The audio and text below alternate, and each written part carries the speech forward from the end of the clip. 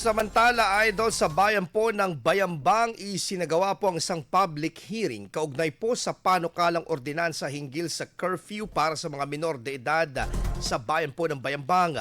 Layunin po ng hakbang na ito na tugunan ang nakababahalang pagtaas po ng kaso ng HIV sa bayan, partikular na sa hanay ng mga kabataan. Iniuugnay ito sa posibleng mapanganib na sexual na gawain at sa mga tinatawag na hook-up culture na nagaganap tuwing gabi. Bukod dito, nais din ng panukala na maiwasan ang pagkakasangkot ng mga kabataan sa iba't ibang iligal na aktibidad o maging biktima ng krimen. Sa naturang pagdinig, tinalakay ang mga suwestyon at opinyon ng mga magulang na dumalo.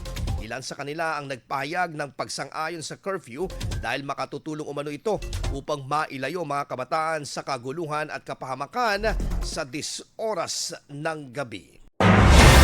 IFM News. IFM News. IFM News.